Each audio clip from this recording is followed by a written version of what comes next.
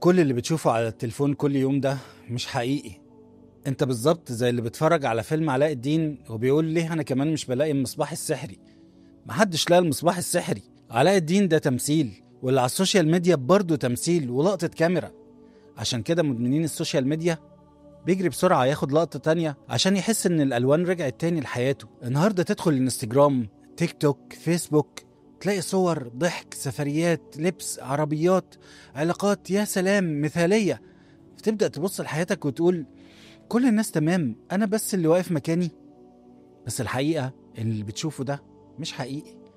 أي منظر أنت بتشوفه ارتجالي مش حقيقي. الناس بقت تتمنى تعيش حياة مش موجودة.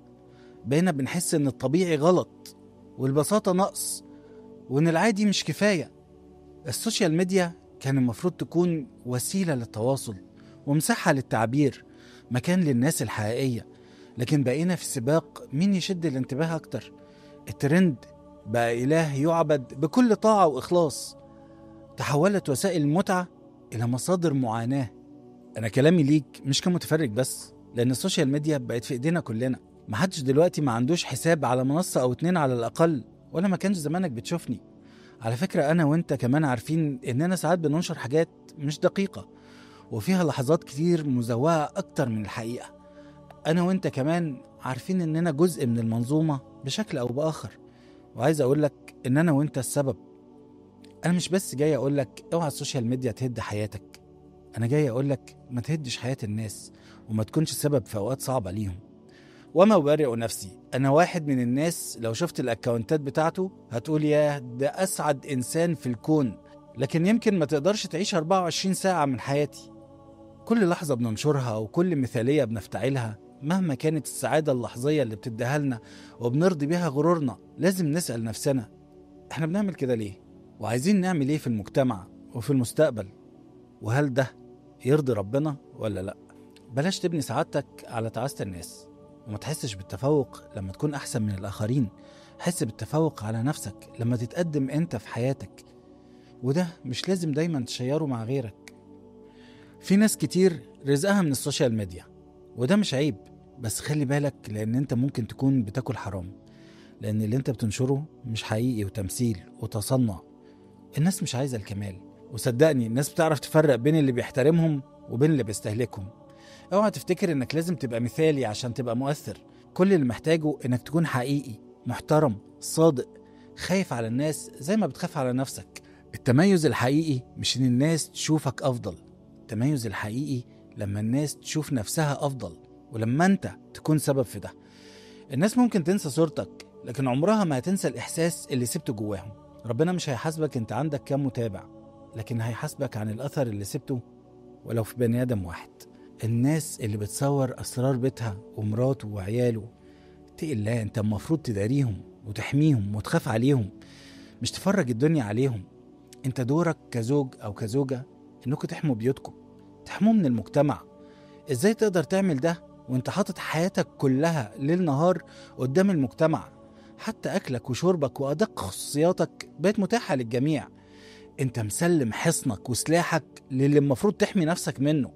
تفتكر بيت مستباح بالمنظر ده هيقدر يكمل؟ زمان كانت البيوت أسرار مقفولة على أهلها، عشان كده كانت ناجحة ومستمرة ومتفاهمة. لكن دلوقتي بقى في 100 رأي و100 فكر جوه الأربع جدران. كل حاجة بننزلها على السوشيال ميديا 1000 واحد بيقول رأيه فيها. كل حاجة بقت محتوى. أسرار بيتك بقت محتوى، مراتك وعيالك وشكلك وانت لسه صاحي من النوم، تفاهمك مع مراتك وحماتك وزيارة والدتك بقت محتوى، طلبات البيت ومشتريات الأونلاين، حتى أدق تفاصيل الحياة بقت محتوى. لما كل اللي انت عايش فيه محتوى، امال فين الحياة وفين الحقيقة؟ البيت مش مكان للنشر، البيت مكان للسكينة والسكن والستر. ما تطلعش شريك حياتك ترند، طلعه في دعوة بالليل وهو نايم جنبك إن ربنا يحفظه ويحفظكم وما يغيرش عليكم المودة والرحمة. مش كل حاجة تتشاف، في حاجات لازم تفضل بينك وبين اللي بتحبه عشان تفضل حقيقية. احمي بيتك بالستر وبالخصوصية. الناس الفود بلوجرز اللي بيدخل أي مكان يقول أنا مشهور وعندي فولورز كذا وكذا عشان ما يدفعش، ده اسمه سحت. وتشكر في الأكل كله مع إن كتير منه مش حلو وفي أحسن منه، بس متقدرش تقول كده. النبي عليه الصلاة والسلام قال: ألا وقول الزور. اللي انت بتعمله ده شهادة زور. التأثير ضمير وشرف ومسؤولية، مش شغلانة وسبوبة. انت ممكن تكسب ثواب كبير قوي من السوشيال ميديا وتكون سبب في قربك من ربنا لو قررت انك تنشر عليها الخير للناس، سواء في العلم ولا الصحة ولا الدين ولا في اي مجال. كل كلمة بتكتبها، كل فيديو بتنزله، كل تعليق بتعمله ممكن تبقى سبب في خير او في فتنة. يعني مسؤولية قدام ربنا قبل ما تكون قدام الناس. هتتحاسب على كل مكسب سواء مادي او معنوي. حتى اللايكات والمتابعات والحاجات اللي الناس بتنشرها من عندك هتتحاسب عليها. السوشيال ميديا مش شيطان. احنا محتاجين السوشيال ميديا اكتر من اي وقت. محتاجين كل واحد يعرف اي حاجة كويسة يطلع يقولها، اي حاجة كويسة في اي مجال. وكفاية ان النبي عليه الصلاة والسلام قال: إن الله وملائكته وأهل السماوات والأراضين حتى النملة في جحرها وحتى الحوت لا يصلون على معلم الناس الخير. وده شرف كبير. السوشيال ميديا ممكن تكون سبب في خير كبير جدا. بلاش نحولها لسلاح نطعن بيه نفسنا ونأذي بيه عيالنا. 50% من المراهقين بقوا يفكروا ازاي يكونوا مشاهير، بصرف النظر عن ازاي الشهرة في حد ذاتها بقت مطلب. ادخل على تيك توك هتلاقي مسخ من البشر في سن الظهور عندهم استعداد يعملوا اي حاجة عشان الفلوس والشهرة. الوعي المجتمعي بقى يتشكل من على السوشيال ميديا.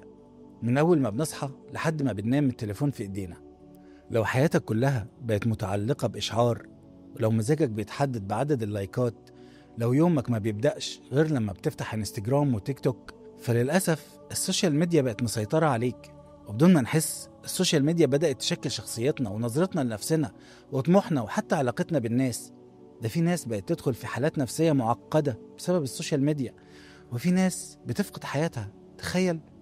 بس المشكلة مش في السوشيال ميديا، المشكلة فينا احنا، في اللي بنشوفه وبنصدقه واللي بننشره وبنشاركه. الغلط مش بس على كل واحد بيطلع بشكل مزيف ويضحك على الناس أو ينزل حاجة غلط. العيب كمان على اللي بيتابعه وبينشر المحتوى بتاعه وبيعمل منه مشهور. الحقيقة احنا اللي خلينا التافه يترند. احنا اللي بنتفرج وبنتابع وبنشارك وبنتفاعل. وربنا قال: قل اعملوا فسيرى الله عملكم ورسوله والمؤمنون. هل انت متأكد ان اللي انت بتنزله او بتشيره على السوشيال ميديا عادي لو النبي عليه الصلاة والسلام قاعد قدامك وشافه؟ شيل اي حساب بيبيع لك الوهم او بينشر حاجات منحطة او ما بتستفدش منها حاجة. تابع ناس بتضيف لحياتك مش بتستهلكك. ما تسيبش نفسك تقعد قدام ناس شغالة على نفسها. قوم انت كمان اشتغل على نفسك. اعمل ديتوكس رقمي كل فترة. خد لك فاصل اسبوع، يومين او حتى ساعتين. ما تتفرجش على ناس بتوريك قد ايه حياتهم حلوة. تابع ناس توريك ازاي حياتك انت تبقى حلوة. لو مش تقدر تنشر الخير، على الاقل ما تكونش سبب في نشر الشر. خلي الناس تعرف ان لسه في خير وان لسه في ناس بتحب الخير. لو الحلقة دي قالت حاجة كانت جواك، شاركها مع غيرك. خلينا ننشر الخير وربنا كريم.